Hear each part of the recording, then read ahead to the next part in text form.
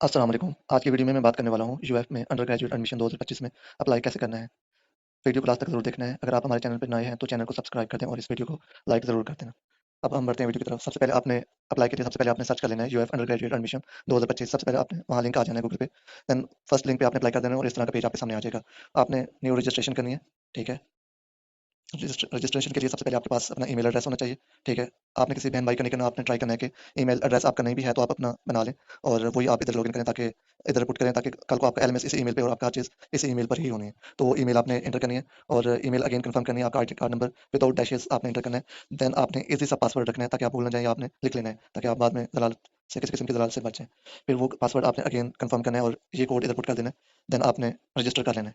Register करने के बाद इस तरह आपका आ जाएगा, इस लिंक पर क्लिक करना है, क्लिक हियर टू लॉगिन। इस पर क्लिक करने के बाद आपके फिर इस तरह का पेज आपके सामने आ जाएगा। फिर इधर आपने ईमेल एड्रेस पुट करना है, फिर आपने अपना जो पासवर्ड रखा था, वही फिल करके आपने लॉगिन कर लेना है। लॉगिन करने के बाद आपके सामने ये आ जाएगा, your profile is not ready, please update your profile to continue. Click here to complete your profile, आपने इधर क्लिक कर लेना है और क्लिक करने के बाद इस तरह का आपके सामने आ जाएगा पर्सनल इन्फॉर्मेशन का। सबसे पहले आपने अपना नाम लिख लेना है, फादर नाम, उसके बाद date of birth, gender select कर लेना है, मेल एंड फीमेल जो भी है। रेजिडेंशियल कैटेगरी आपने अर्बन या रूरल जो भी है वो आपने सेलेक्ट कर लेनी है। रिलीजन इस्लाम, nationality Pakistani, blood group, phone number आपने पुट करना है, सेल नंबर की जगह पे आपने अपना फ़ोन नंबर ही लिख लेना है। हाफ़िज़ कुरान है तो येस लिखना है, नहीं है तो नो। और पासपोर्ट नंबर ऑप्शनल है, इस पे लिखो या ना लिखो। फिर आईडी कार्ड आपका ऑलरेडी फिल होना है। इसके बाद आ जाएगा गार्डियन इन्फॉर्मेशन। गार्डियन नेम, इसमें सबसे पहले आपने गार्डियन नेम लिखना है, गार्डियन रिलेशन लिखना है, गार्डियन ऑक्यूपेशन पेशा क्या है उनका वो लिखना है, एनुअल इनकम पे कुछ भी लिख लो, जो भी आपका दिल करे वो आपने लिख लेना है, उसका कोई इतना इशू नहीं है। गार्डियन आईडी कार्ड नंबर लिखना है, गार्डियन सेल नंबर लिखना है। ये लिखने के बाद आपने नेक्स्ट पर क्लिक कर लेना है और नेक्स्ट पेज आपके पास आ जाएगा करंट मेलिंग इन्फॉर्मेशन का। आपने इधर करंट मेलिंग एड्रेस पे आपने अपना होम एड्रेस लिखना है, करंट यूनियन नंबर लिखना है और साथ में जो पुलिस स्टेशन हो उसका नेम या जो भी कोड वो लिखना है आपने। फिर अगेन आपने परमानेंट एड्रेस भी वही है तो आपने वही लिख लेना है। अगेन वही union number, union council number और परमानेंट पुलिस स्टेशन। फिर आपने नेक्स्ट कर लेना है और नेक्स्ट पेज आ जाएगा इस तरह का। फिर आपने secondary school information, matric information देनी है, स्कूल का नेम लिखना है, स्कूल का एड्रेस, विलेज, टाउन, तहसील का नेम और इधर अपना डिस्ट्रिक्ट सेलेक्ट कर लेना है। फिर इधर बोर्ड का लिख लेना है, कौन से बोर्ड से आपने वो किया था, मैट्रिक किया था। फिर सर्टिफिकेट, इसमें ऑप्शन होंगे 3, 2 से 3, उनमें से आपने सेलेक्ट कर लेना है। उसके बाद आपने सब्जेक्ट कौन-कौन से पढ़े थे, बायो, केमिस्ट्री, फिजिक्स, ये आपने मेजर सब्जेक्ट्स लिख लेने हैं मैट्रिक के। मैट्रिक ईयर, कौन से ईयर में आपने मैट्रिक क्लियर की थी, मैट्रिक का रोल नंबर लिखना है आपने इधर।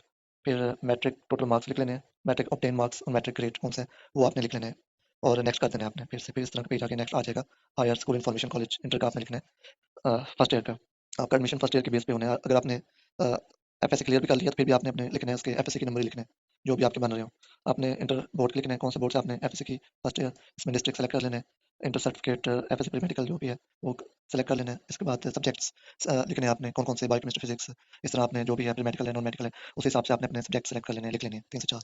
अगर आप यूएफ के स्टूडेंट हैं तो आप अपना एजी नंबर लिखेंगे, ठीक है? अगर नहीं है तो आपने इसको छोड़ देना है, ठीक है? फिर इसके आपने कौन से ईयर में आपने अपने इंटर क्लियर की थी, मतलब फर्स्ट ईयर, और टोटल मार्क्स लिखने हैं आपने, इंटर ऑब्टेन मार्क्स लिखने हैं और ग्रेड लिख लेना है और नेक्स्ट पे क्लिक कर लेना है। नेक्स्ट में क्लिक करने के बाद आपका ये सारा प्रोसीजर कंप्लीट हो जाएगा। फिर आपका आ जाएगा वोचर का, ठीक है? आपने वोचर पे कर लेना है।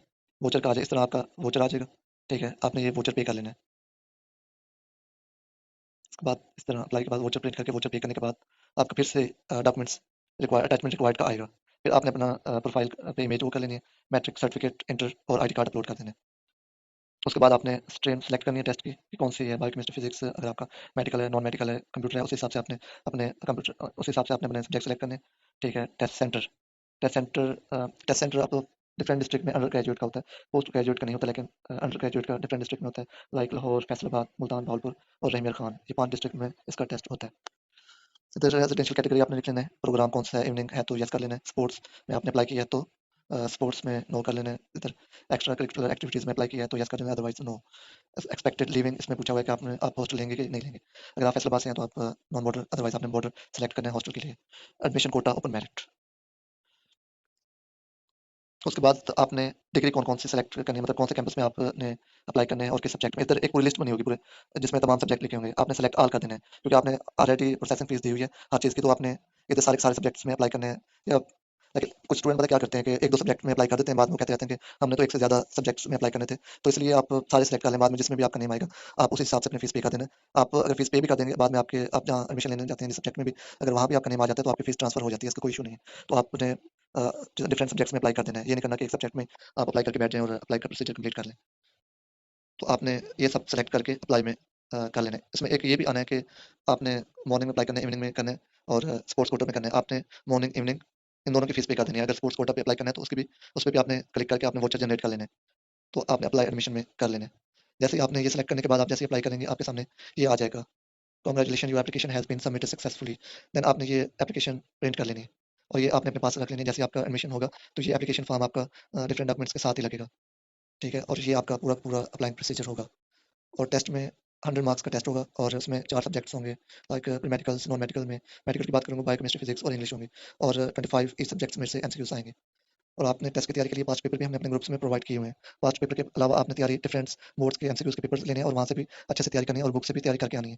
टेस्ट इतना मुश्किल नहीं होता, लेकिन ये है कि आपने तैयारी अच्छे से करनी है और टेस्ट में मैक्सिमम मार्क्स लेने हैं। ये नहीं है कि आप टेस्ट लेने के बाद डिफरेंट स्टूडेंट काफ़ी स्टूडेंट यही पूछ रहे होते हैं कि इसमें पासिंग मार्क्स कितने हैं? हमारे 40 मार्क्स आए हैं, 35 आए हैं, 50 आए हैं, हम पास हैं, फेल हैं, ये हैं, वो हैं। तो पासिंग मार्क्स तो 2 से 3 सब्जेक्ट ऐसे हैं जिसमें सिर्फ 50 रिक्वायर्ड है। बाकी में जितने भी आपके मार्क्स आ जाएँ, वही आपके पासिंग मार्क्स हैं। लेकिन टेस्ट में पास ही ये नहीं है कि आप टेस्ट में पास हो जाएँ और आपका एडमिशन कन्फर्म हो जाएगा, ऐसा नहीं है।